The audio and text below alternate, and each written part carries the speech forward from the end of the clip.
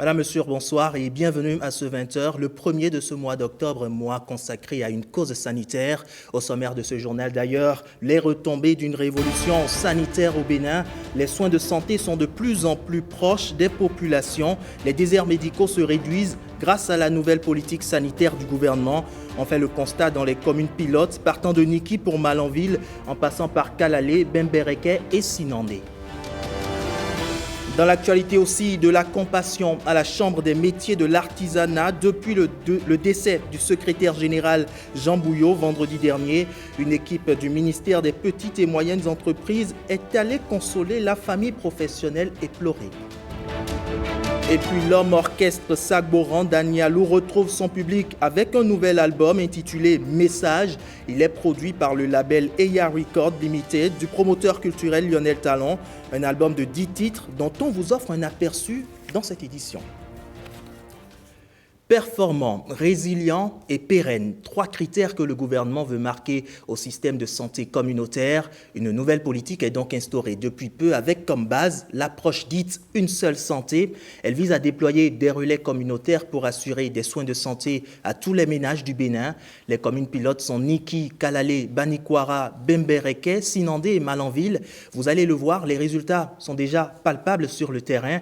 Patrick Benon, Fawaz Ola Onik-Pekon et Estelle Pazou l'ont constaté lors de la production d'un documentaire sur la révolution sanitaire au Bénin. En voici un bout. Dans cette balade, nous vous emmenons au cœur de la nouvelle politique de santé communautaire du Bénin. Saadatou en est d'ailleurs un acteur clé. C'est toujours avec entrain qu'elle va à la rencontre des mères et de leurs enfants. Ces derniers, désormais habitués à ces visites, lui fournissent les informations nécessaires. Lorsqu'une femme va à la consultation, elle a un carnet de consultation sur elle. Je me sers de ces carnets-là pour voir effectivement elle a été. Et j'essaie de voir en même temps le rendez-vous prochain pour que si elle oublie, je puisse la rappeler. Les visites à domicile sont des occasions de sensibilisation aux bonnes pratiques d'hygiène et à la lutte contre le paludisme. Comme Saadatou, 1500 relais communautaires sont déployés dans les communes pilotes d'intervention de la nouvelle politique de santé communautaire. Cette politique est axée sur l'accès aux soins des populations où qu'elles soient. Depuis leur ménage, les femmes enceintes sont informées de leur agenda de consultation prénatale. Une fois nées, le bébé et sa maman sont régulièrement suivis. À Niki, on note déjà des améliorations. Par jour, on enregistre beaucoup de femmes. Parce qu'avant, les femmes ne connaissaient pas l'importance de la CPN. Avec la nouvelle politique aussi, les relais sensibilisent et les femmes viennent au centre de santé maintenant beaucoup. La santé communautaire telle qu'elle est conduite n'est pas seulement l'affaire des relais communautaires et des agents de santé communautaire qualifiés. Actuellement, si vous allez dans les quartiers, dans les maisons, dans d'autres quartiers, il y a un changement grâce à ces jeunes-là. Vous prenez la commune de Banikwara, tous les ménages sont quadrillés. Nous avons 405 relais communautaires et chaque relais communautaire a environ entre 150 et 200 ménages qui le suivent, donc de façon hebdomadaire. Et lorsqu'on compare le nombre de cas de paludisme que nous avons enregistré en 2022 par rapport à 2023, nous avons constaté que le nombre de cas de paludisme a diminué de 21 000 cas.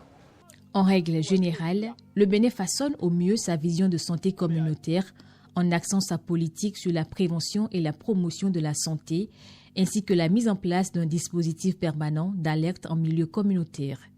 Avec Saadatou et les autres relais communautaires, Niki, Kalalé, Banikwara, Bembereke, Sinandé et Malanville marquent le point de départ de cette vaste action qui place davantage l'homme au cœur des priorités de santé. Parlons avec moi. En langue française, cela donne Dorami, du nom d'une vaste campagne de sensibilisation lancée par l'association Jeunes Volontaires pour la Santé. Elle vise à déconstruire les idées reçues au sein de la jeunesse sur l'interruption volontaire de grossesse au Bénin.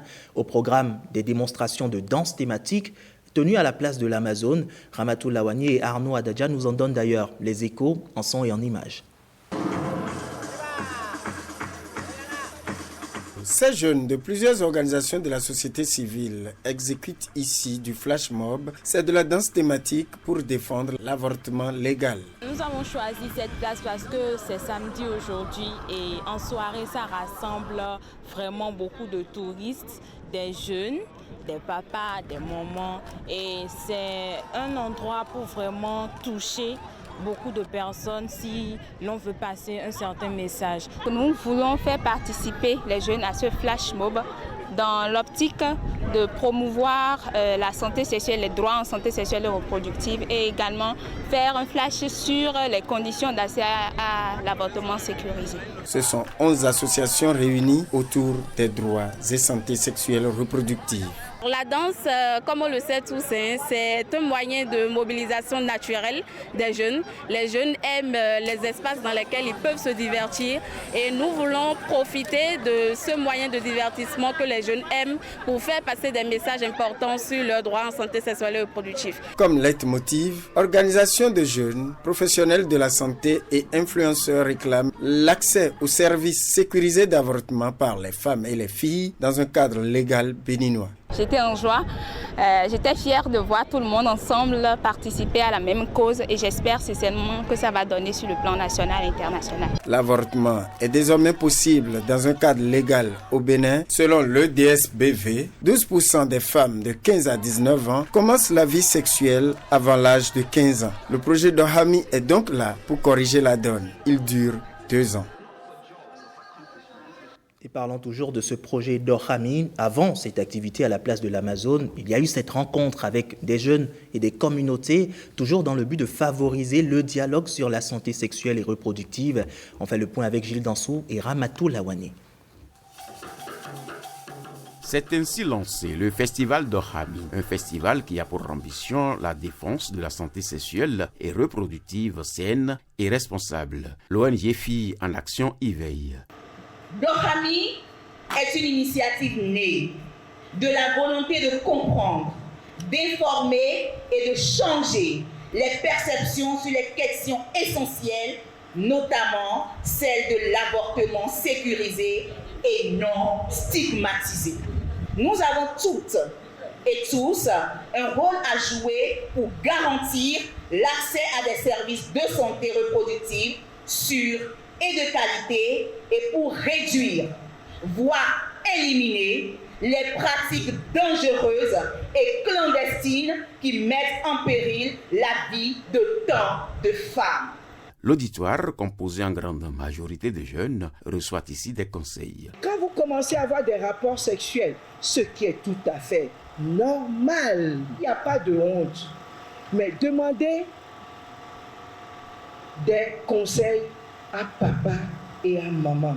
Soyons un peu les amis de nos filles, soyons les amis de nos enfants de façon à ce que, même si ce qui arrive à nos enfants est extrêmement grave, que nos enfants aient encore le courage de venir nous en parler.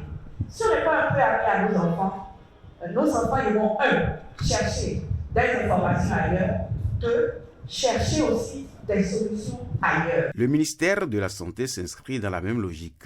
Je ne vais pas seulement me limiter à l'interruption volontaire de grossesse qui est le thème d'aujourd'hui, mais je vous rappelle que l'interruption volontaire de grossesse est le dernier recours pour les filles et les femmes, parce que nous avons la contraception. Tous ensemble donc pour un avenir plus sûr en matière de protection de la santé sexuelle et reproductive.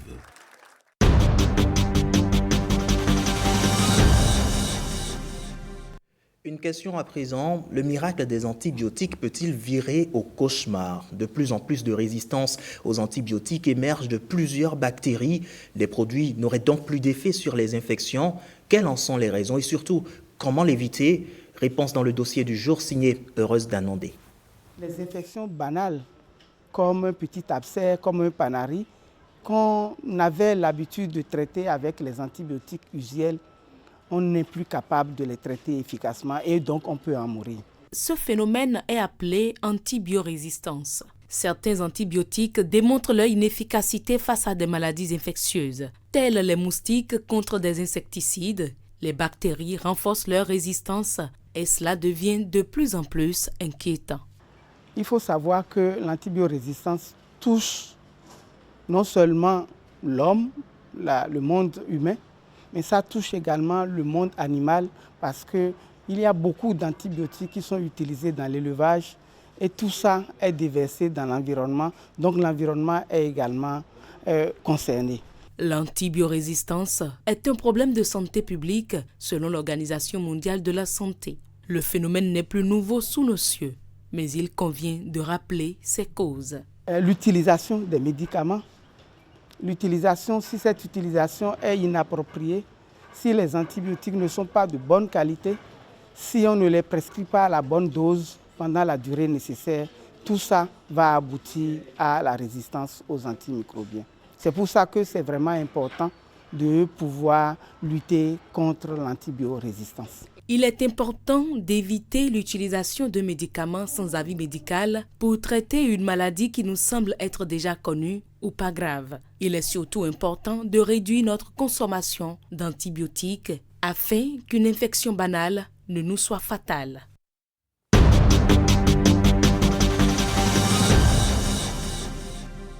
Dans l'après-midi de ce lundi, le président de la Cour constitutionnelle a reçu en audience une délégation de l'Union professionnelle des médias en ligne du Bénin. La délégation est allée solliciter l'accompagnement de Dorothée Sosa pour l'exécution des différents projets au profit des médias au Bénin. On fait le point avec Arnaud Adadja et Jean Lobima. L'Union nationale des médias en ligne du Bénin, UNAMEL Bénin, créée le 9 mars 2024, a démarré ses activités après l'autorisation par la HAC des médias en ligne en décembre 2023. Nous avons démarré une tournée depuis 3 semaines et nous sommes venus aujourd'hui auprès du président de la Cour constitutionnelle pour lui présenter notre union, l'Union nationale des médias en ligne du Bénin, pour lui présenter les membres de cette union et les activités que nous comptons mener et nous proposer en tant que partenaire de la Cour constitutionnelle pour d'abord la visibilité des activités de la Cour d'une part et d'autre part nous sommes venus auprès de la Cour pour solliciter des appuis à l'endroit des professionnels des médias en ligne en termes de formation. Notre profession est régie par un certain nombre de lois. Nous avons l'obligation de respecter le code du numérique, le code de l'information et tout. Nous n'avons toujours pas la présence d'esprit de connaître tout. Le président de la Cour constitutionnelle nous a reçus, nous a écoutés, a salué la démarche qui a été la nôtre. Pour ce qui concerne notre disponibilité à accompagner la Cour pour la visibilité de ces activités, le président a dit que c'est avec joie qu'il accepte ce bras tendu et on verra ensemble avec sa cellule de communication ce qui est possible pour que désormais les médias en ligne soient associés à tout ce qu'il y a comme activité officielle de la Cour constitutionnelle. Et de nouveaux promoteurs de médias en ligne pourraient, pourquoi pas, émerger de cette nouvelle vague de jeunes formés à l'outil informatique. La fondation Lux Setonji Atropo forme plusieurs jeunes dans le cadre de la 2e édition du Festival de la jeunesse et de la musique. L'activité a eu lieu au centre EYA. Reportage.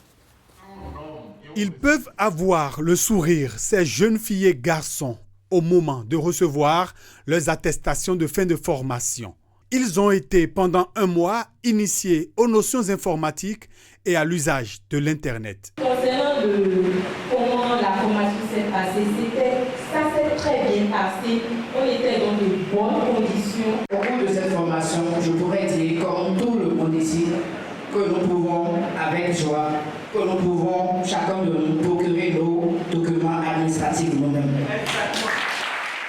La meilleure à cette formation, c'est Marie-Ange Assé. Elle reçoit, au-delà de son attestation, un ordinateur portatif et des fournitures scolaires. Vraiment, c'est une très grande joie pour moi parce que je ne mentirai pas, j'ai vraiment voulu ce prix. Je voulais vraiment me donner à fond pour pouvoir l'avoir.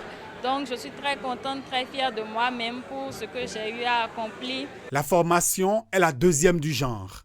À l'initiative, la fondation Lux Setonji Atropo. Quand vous avez la tête bien faite, le reste vient après. Donc, travaillez à avoir la tête bien faite. Quand vous avez la tête bien faite, pas faire la formation. Nous trois qui sommes ici là, il n'y a rien que nous faisons que vous ne pouvez faire. Mettez-vous dans la tête que vous êtes capable de faire tout ce que nous faisons. Il suffit juste que vous dites, on va y arriver, nous en sommes capables, et dès que le déclic l'a donné, je reste sûr. Désormais mieux outillés, les 150 jeunes peuvent répondre aux exigences à l'heure où l'informatique devient un outil indispensable dans le développement des pays. Le 28 septembre dernier, la police d'Ilara, localité du département du Plateau, a procédé à une saisie d'une quantité importante de chanvre indien. 2 sacs de près de 50 kg ont été saisis par les hommes en uniforme dans la commune de Kétou. Les précisions avec Brice Deogracias Menaï. 48 kg, c'est la quantité de chanvre indien saisie lors d'une opération menée par les éléments du commissariat d'Ilara dans la commune de Kétou, dans le département du Plateau. Des renseignements faisant état d'une activité suspecte dans une maison ont permis le déclenchement de cette opération. La perquisition des lieux s'est soldée par une saisie de 2 sacs de chanvre indien. De sources concordantes, les 48 kg devaient être expédiés vers un pays voisin.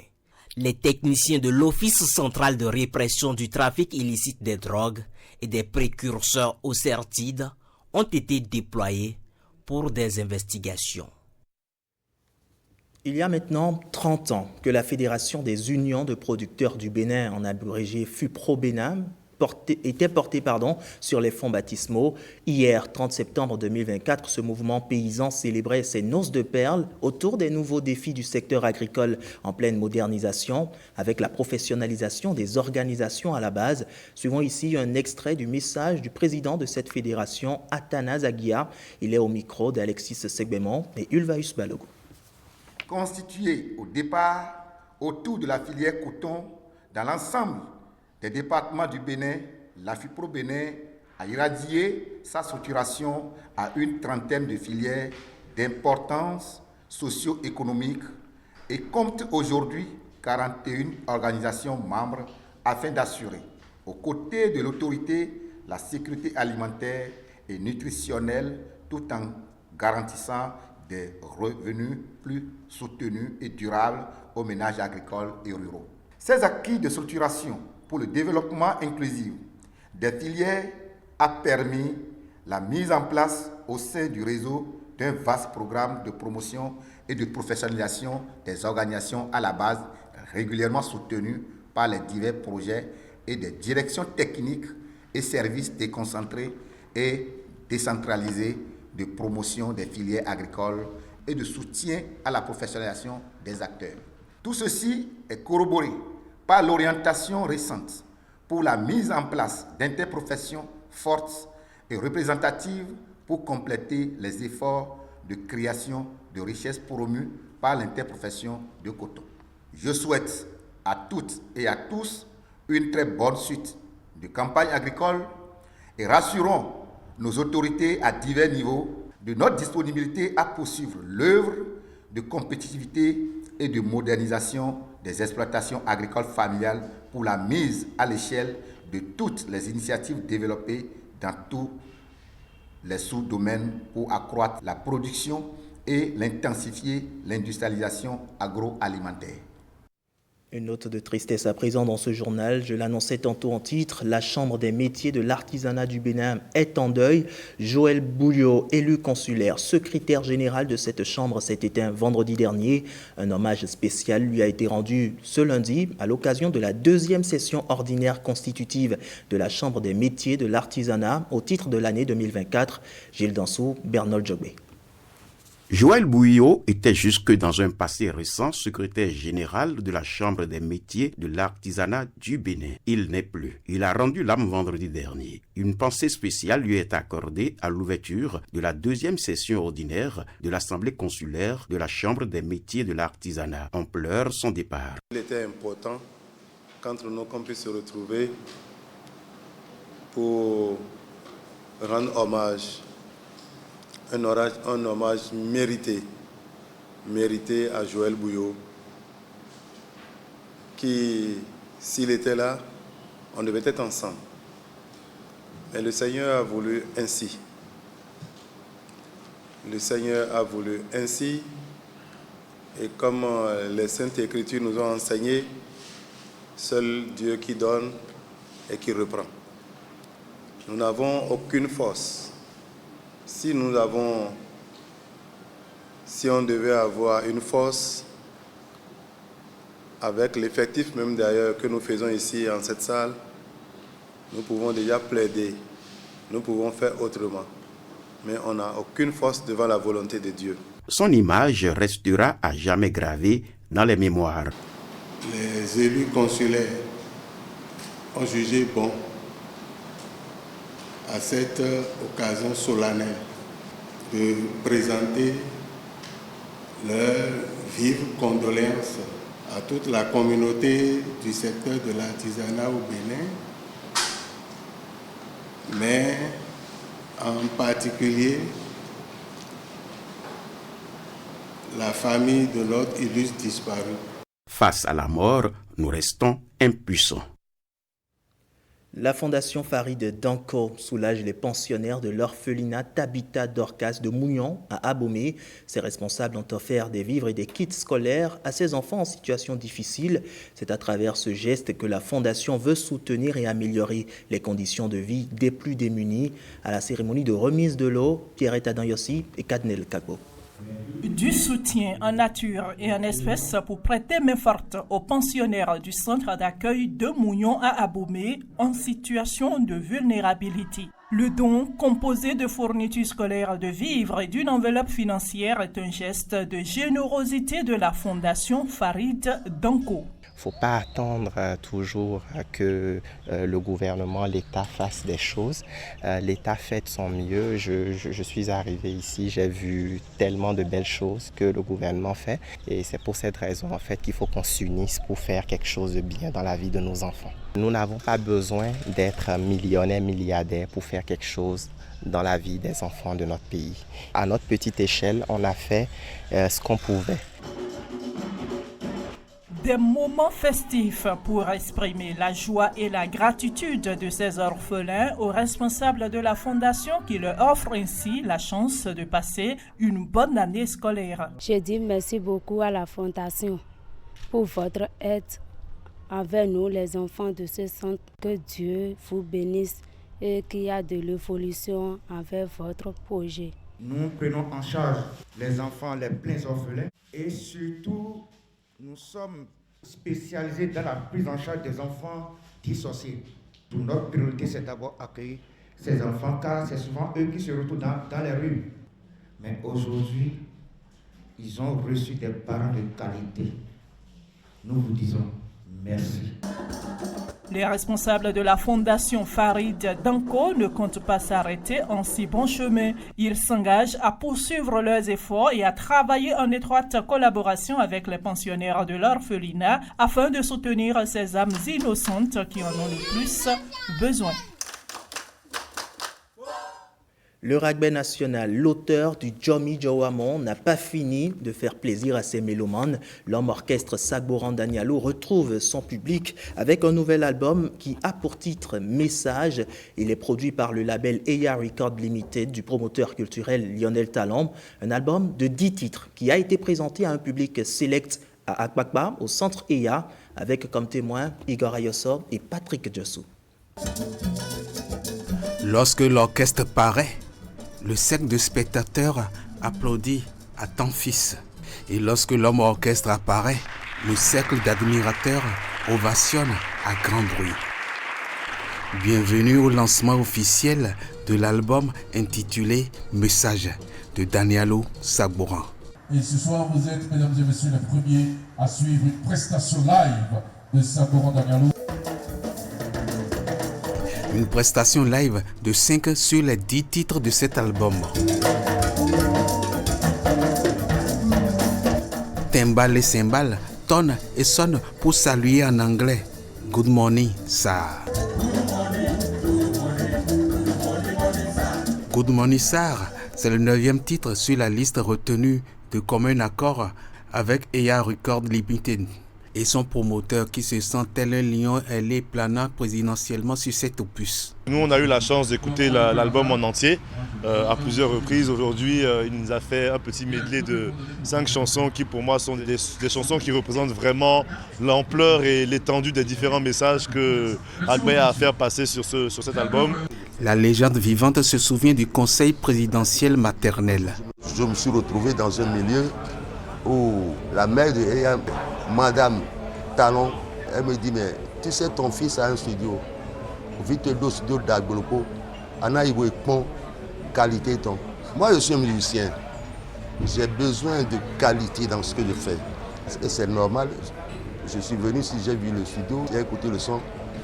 J'ai jugé bon de faire un truc ici. C'est un studio moderne, très moderne. Cet album est désormais disponible sur toutes les plateformes et surtout au centre Eya. Comme pour dire, Eya, ça y est.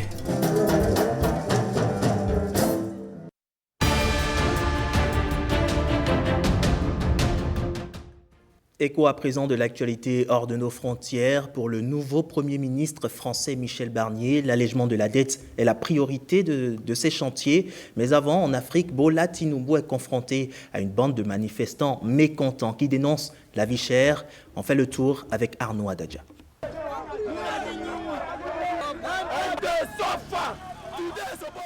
Dans la capitale fédérale du Nigeria, Abuja, quelques dizaines de manifestants venus dénoncer la politique économique du président Bola Ahmed Tinubu sont dispersés par des forces de l'ordre à l'aide de gaz lacrymogène. Le Nigeria ne peut prétendre être indépendant si la population n'est pas à l'abri de la faim et de l'insécurité.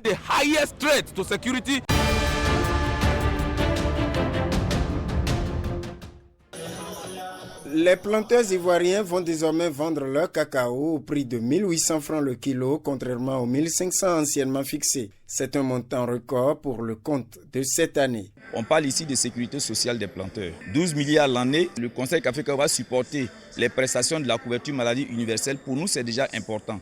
Je ne suis pas content puisque je m'attendais à un prix hausse.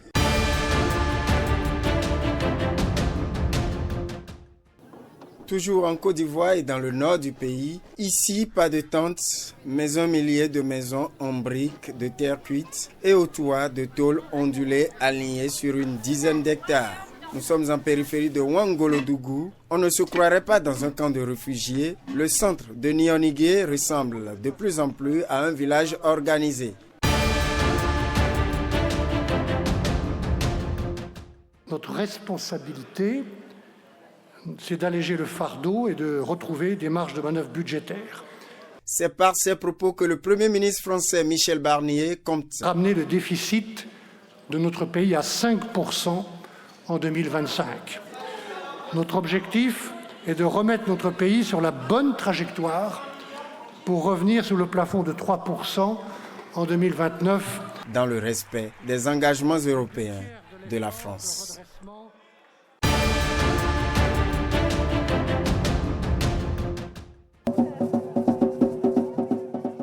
À la veille de la prestation de serment de la nouvelle présidente élue du Mexique, Claudia Sheinbaum, des manifestants contre les réformes judiciaires controversées, soutenus par le président sortant Andrés Manuel López Obrador, investissent la Plaza de la República de Mexico. 2 semaines avant la fin de son mandat, le président sortant promulgue la réforme judiciaire qui fera du pays le premier à permettre aux électeurs d'élire tous les juges.